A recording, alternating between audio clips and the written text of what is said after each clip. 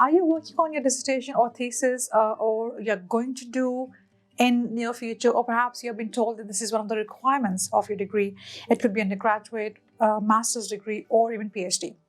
If that's you, then stay tuned, because in today's video, I'm going to talk about one of the most important questions, and to be honest, one of the things which most of us really struggle in: how to write a good literature review. Stay tuned. Hi everybody, this is Dr. Samreen. I'm a full-time academic in the UK, and I'm making videos on productivity, how to work smart, and also I'm trying to help international students in their pursuit of achieving their dreams in a foreign country. Today's video is extremely important for various reasons, because first of all, I've heard this comment from many people about how to conduct a good literature review. I've also experienced that myself as an undergrad student, master's and a PhD, that it just becomes extremely critical to write a robust literature review, and therefore I decided to make this video.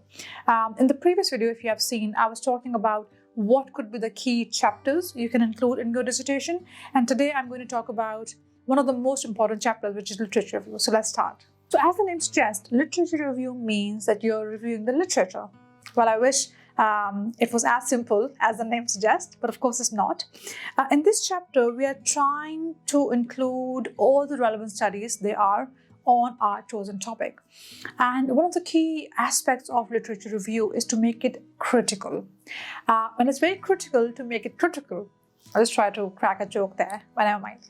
So do watch my video which I've made on how to write Think Critically. The link will be somewhere here on the screen, because those videos will be extremely helpful as well if you're thinking about writing a literature review.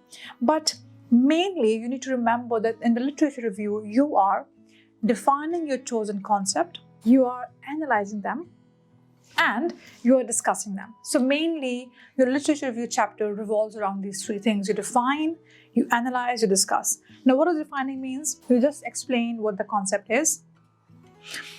Under analysis, you compare and contrast what other people have said, add your own commentary to it, and present that analysis.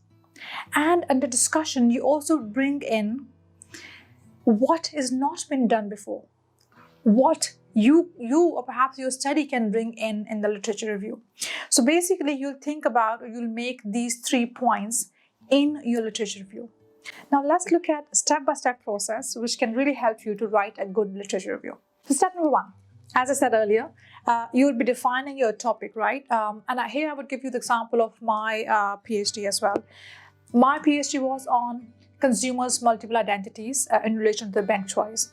So that was my key topic. And what I did, I explained the topic to begin with, that what the topic is and what does that really mean. Also, in terms of defining the topic, it took me a while to do it, because identity was a very new concept for me. I've never studied psychology in my life. I had a business background, but it took me a while to understand the concept myself, to grasp it well enough so that I can explain it. And so within this first step to conduct a good literature review is to read, and more read. The second step is now to narrow down. The minute you start reading, trust me, you'll find so many ideas, and every idea you would love. You would think, oh my God, this is great. I would like to do something on this topic. Oh, maybe I can expand my research on this area or the other.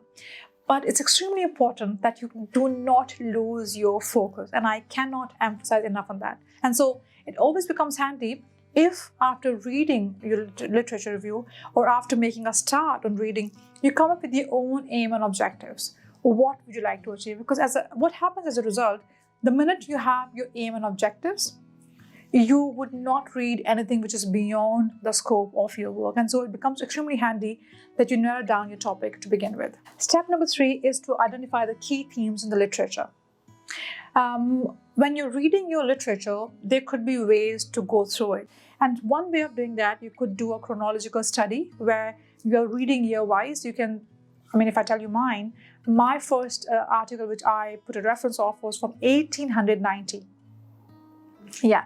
Now, if you look at, this is 2023, and the first article which I put as a reference was from 1890. I still remember William James I, Me and Myself was the name of the book, which I put a reference of, because that also helped me to understand the topic really well enough for myself. And also, don't get overwhelmed, because my study was PhD level. And if you are an undergraduate student, and that's okay, you can also still find the key themes or the key authors in your field. And also, it's a good message to the reader that you have read all the key authors in your field.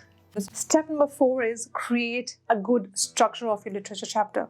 Again, something extremely helpful. I personally found it extremely helpful, because once I started reading, on one side I was reading, on the other side I was creating a structure of my chapter, and I was saying, okay, these are the sections I would like to have in my literature chapter, because of course you'll decide yourself. Your supervisor or your research advisor can also help you on that. And while I was doing that, I made the structure. And so everything I would read, for example, if it was about consumers' multiple identities, I would put that in that section. If it was about bank choice, I would put in that section. If it was about factors which impact the identities, I would put in that section. So by doing that, I was able to present a good structure, not only to help myself, but also to help the reader who is ultimately going to read your work. And the final step in the literature chapter is to present a brief summary of the chapter. What you have done in the chapter, as in what was the concept you were trying to define, who were the key authors or key studies in that area, and how you're going to take this discussion forward in the next chapter, which is methodology. So make sure that you provide that good summary at the end of the chapter, so that it prepares the reader for what's coming up next. Thank you very much for watching this video. I really hope you found this video useful. If you did, don't forget to share this video with your friends who might be in a similar situation, and do comment, and please subscribe to my channel. Take care until next video. Bye.